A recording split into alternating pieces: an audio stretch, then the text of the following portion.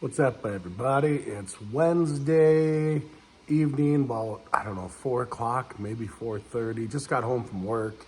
I should know what time it is, but I didn't look. Got Dallin coming over here. I got a message last night from a guy I've known for, I don't know, 20-some years. He's got a 95 XLT he's basically stripped down, and then an early 90s 440 Polaris Indy Sport. Said, come get them. So we're going to go get them tonight and see what we got. And it'll be probably a 2-part video. I won't post it until it's all done, but I'll make some video tonight, see what I got, and go from there. And we're off to pick up some sleds.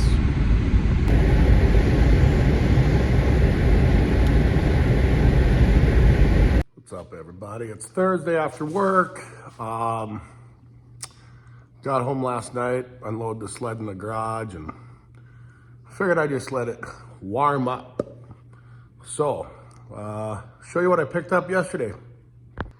All right, it's a 1991 Polaris Indy Sport 440 fan.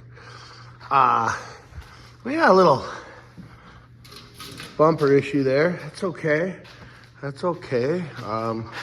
Apparently we don't have a windshield, and headlight seems to be a little bit, I don't know, somebody shot it. Yeah, that's tight. Oh, this is an optional, you can reach in there and get to your spark plugs easier if that comes right out. Yeah, oh, hood's broken there. It's got the seat cover delete. Seat cover delete was rare. I mean, there's a brake lever. Feels like there might be brakes. We got no trunk lid.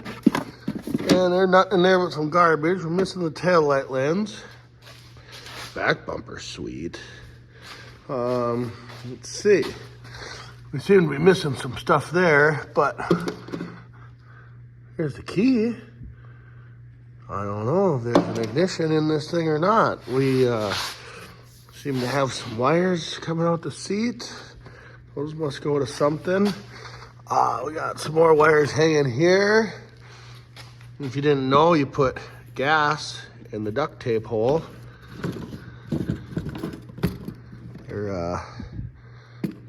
Smells, but there's no gas in there that I can see. We got a green guy here, so let's open the hood and see what we're cooking. Ah, look at that. Huh? That's what they call fancy. Because when the piece of wire breaks, use that strap. I don't advise riding it down the trail with that strap tucked under the hood. We got no fuel lines going to her right now. Oh, that's right, I forgot to show you. The seat, it's optional. You can run it without for them, if I want to take her water skipping or something.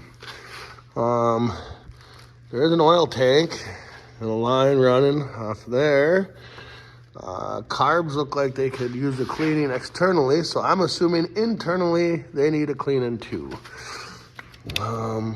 Yeah, I don't know. Let's see. Does she rotate?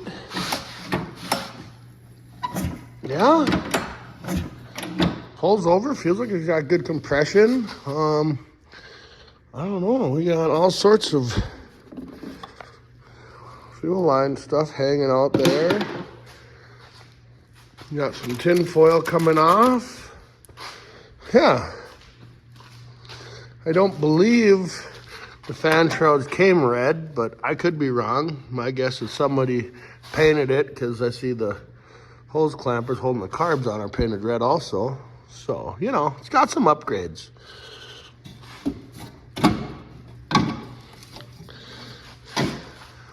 Yeah, so I guess seems how we don't have an ignition, and I do not see. Well, that looks promising. However, I don't know what all this stuff does, but that plugs into the seat. So that goes back for the old brake light. But we don't need an ignition in the Polarises. So unplugged is fine and dandy. So we'll pull the plugs, see if we got spark. And yeah, if we have spark, we'll probably pull the carbs off, clean them, put them back on, and just see if we can get it running, what it sounds like running.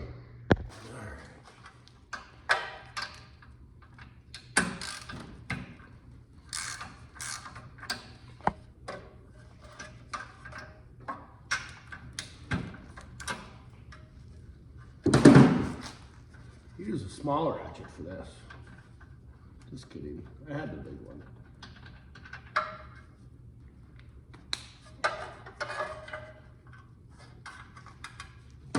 Stuck.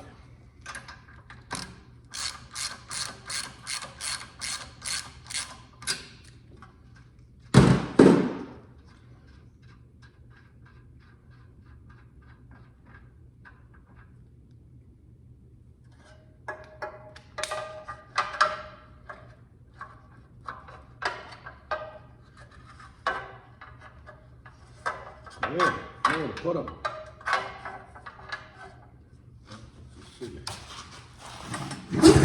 Oh yeah.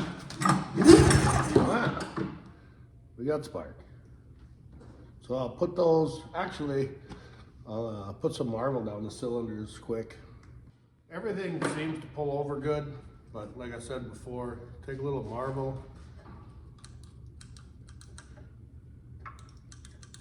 Give a couple squirts down each cylinder and then just pull it over real slow. Kind of, I don't know how long this thing's been sitting, inside, outside. Like I said, most of this will just go down into the exhaust, but get a little bit down there into the crank. Be nice. We don't know if there's moisture down there or what we got going on. So I guess next thing is see if I can set up the camera and I'll pull these carbs off. Okay, not gonna be very easy for you to see, but whatever. Fuel line hose comes off. This breather comes off. That should just unscrew.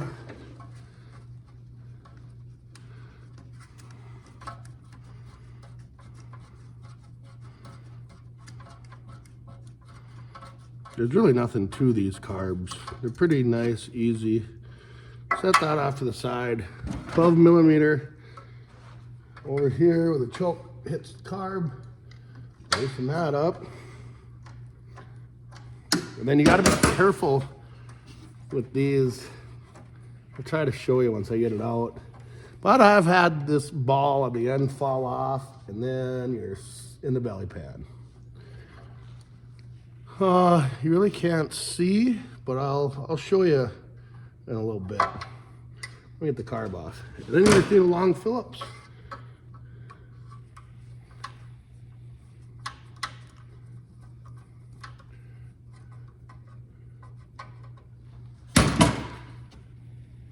And then that should just pop out of there.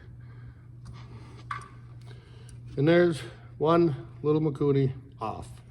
So I'm gonna go bring this to the bench, rebuild this one, put it back on, repeat process on other side. All right. I just start with your idle screw. Take that out.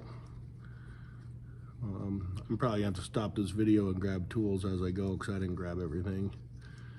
But whatever, that comes out. You'll clean that and put it back in. Then you got 4 Phillips bowl screws on the bottom. Well, see, I told you I'd be pausing. Forgot my 17 millimeter wrench. It's a lot easier to get this bolt out of the bottom of the bowl before you take the bowl off. Okay, all the gas drained out, going upside down. So you can get to that, there's a jet down in there. You can get to the change by taking that bolt out. But I can tell you already, it's pretty gnarly in here. Yeah, that's why you just clean them. Anyways, I'll get these screws out the bowl. We'll see what it looks like in here. And then I'll clean this baby up, put it back together, do the other side.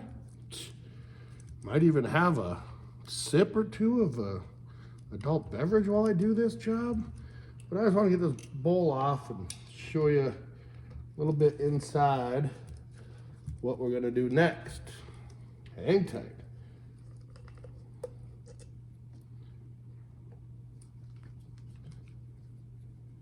This is where a camera guy comes in handy because they can actually show you what I'm doing.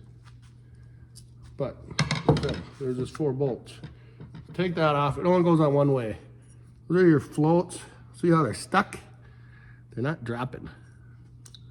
So those should drop down and they're not moving. So I'll clean all that up and get that working.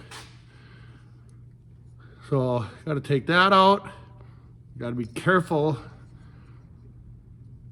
These 2 struts, there's this little pin in there. You got to get out to get the flapper out, to get to the needle and all that fun stuff.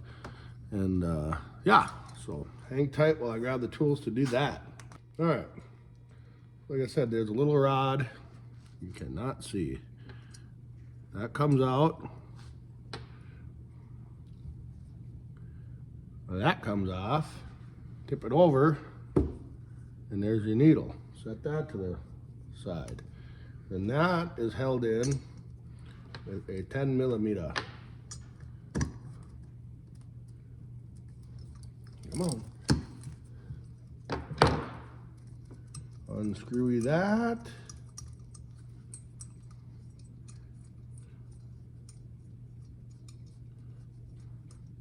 Maybe. It's coming, I promise. There's a washer on there, don't lose that. Okay, now this is 6 millimeter.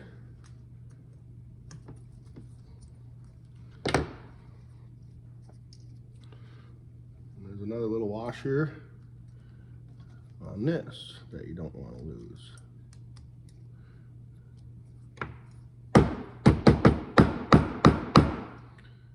Someday I'll get that out. I'll grab a pick, get that out, and show you the last step. Boom. Washer. Boy, I'm having a heck of a time finding my camera. See? Got the washer off. Put that there. Now, put this little jet back in there without the washer, because the washer is what holds this brass thing from falling out. But if you put that, I always just put that jet back on there, and I grab my little tiny hammer that I won't be able to find.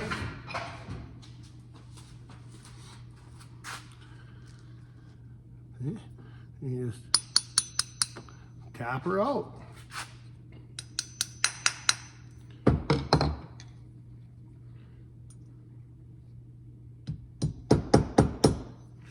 And it doesn't want to go the rest of the way, of course.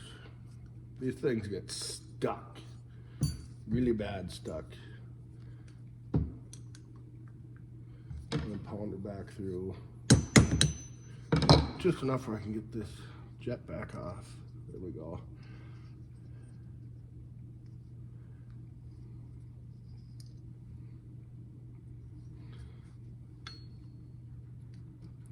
Yeah, that thing is stuck in there, boy. But they're gummed up. That's why you take it apart and clean it, because these carbs take about, I don't know, 5 minutes to clean if you're not trying to shoot a video. There. Now I got this guy out. So many of you looked in your carb and you've seen that sticking out, you know, gas goes this way. So this comes out, and you can see all the dirt and varnish and grossness on there. So that's, you know, not good. You got to get all that out of there so the sled runs mint. The last thing is you need a really tiny screwdriver. And down there is another little jet. And don't worry, I can't see it either. But it's just a little screwdriver.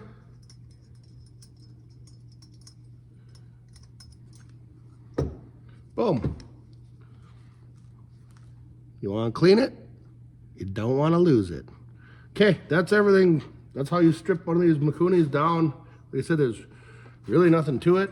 Takes 5 minutes to disassemble it.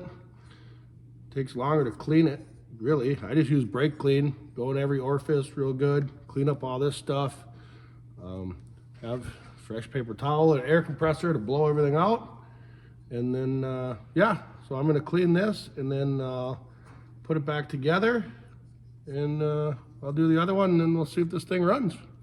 So I missed, so on the right side of the intake of the carb, there was another, I believe that would be for your low speed. It was just screwed in there. So all I did was I tightened it all the way and it was out 2.5 turns. So now that I got it completely out, I'll clean all that. And when I put it back in, I'll put it until it stops. I'll back it out 2.5 turns. Is that right? I don't know, but that's how it was. So you can always adjust accordingly.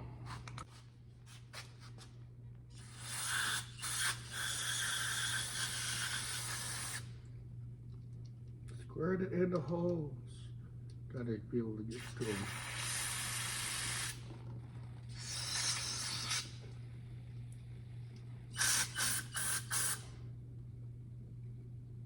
This is what I was just doing and I lost my clothes.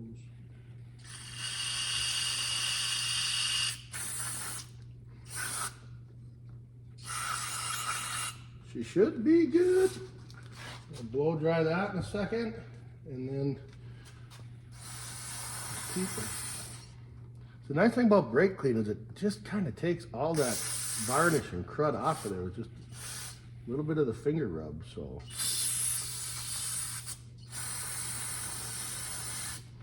I don't know. I might be a little bit OCD, but I pretty much use a whole can of brake clean for a carb. People think I'm crazy, but I don't know. I'm not gonna go through this whole 10 minutes of work and not have it be done and clean. Now this is the fun part. Don't drop this in a full garbage can. You'll be pissed off.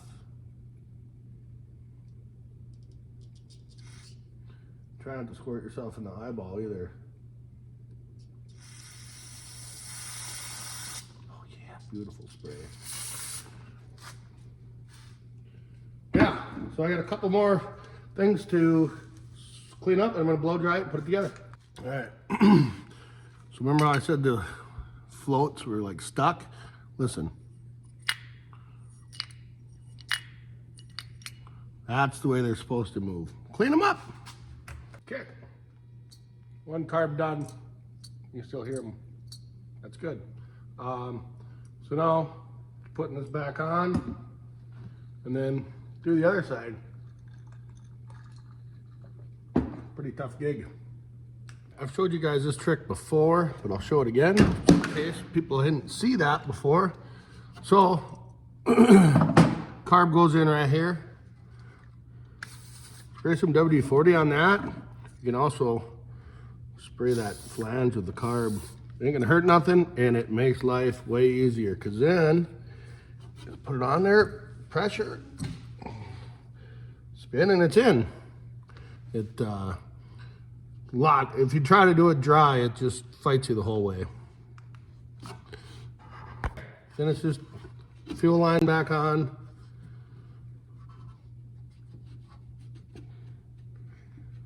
Easy peasy. Tighten this beautiful clamp. That's the one painted red because this thing's fast. That's what I know. Someone's gonna take that much time to paint stuff red, it must be fast.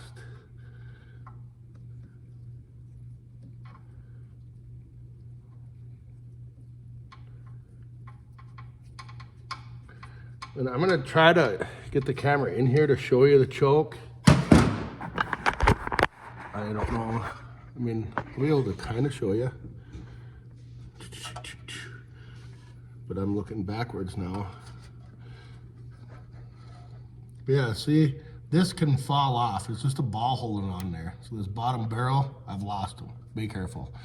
So the adjustment is you got to hold this with a 12, loosen this with a 10, and then you can adjust this. But all you want to do is put it in there and see how it's bottomed out, but yet there's still a gap. That's all you want. You just want to be able to push down just a little bit and have a little bit of resistance and then screw that in. And that's how you know your choke's set right. So yeah, I'm gonna do that. I'll show you why you go through stuff instead of just running it and be like, well, it runs, let's take it. I just pulled this cap off with that 17 millimeter, and I'm like, hey, where's that jet guy? Oh, it's sitting right there with the washer. So we'll dig into that a little further and see if it's screwed or if someone just didn't have it tight and it screwed itself out. Good news, it screws in. So whoever was in there last just didn't have it tight and came apart. So I don't know, no harm, no foul, I guess. Because, well, I guess we don't know if this thing runs, but we will in about 10 minutes. So the low speed on this carb was out 1.5 turns, which makes way more sense than 2.5. So I'm gonna set this at 1.5. I'll turn the other one in a turn because I put that one out at 2.5 because that's what it was at, but it didn't seem right. But I'm like, I don't know if the other one's at 2.5. We'll start from there and adjust, but should be, usually it's 1.25, 1.5. So, okay, she's all apart, all the pieces. So now clean this up, blow it off, put it back together, get it all back on the sled. Next thing you see will be me doing a cold start with this thing with fresh carb build. All right, so got my trusty 1 gallon can. Don't need that screwdriver. It was just there for show. Got a primer ball on it. So I primed it up, filled the bowls with gasoline. I run mixed gas in this can all the time, just safer that way. So yeah, so let's see. We had spark, we got clean carbs. The choke on the rewind side was way out of adjustment, so I fixed that. That was the same carb that had that jet that fell out, so I don't know if they were adjusting the choke to make it run better. I don't know. I didn't do it, but I got everything should be adjusted pretty good. So let's fire this thing up and see what it does.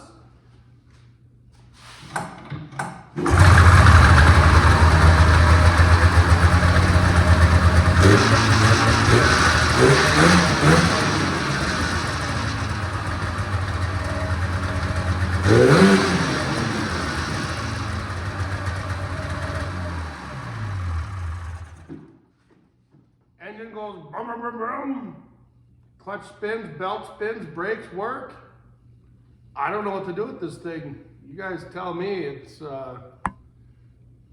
she's a rough one for sure, but I'd take it for a rip, but it's dark and there's no headlight, and kind of hard for you to see me riding something when I can't even see where I'm going. How are you gonna see me? So yeah, that's all I know on this baby. All right, start her up one more time for you guys. Give you a walk around.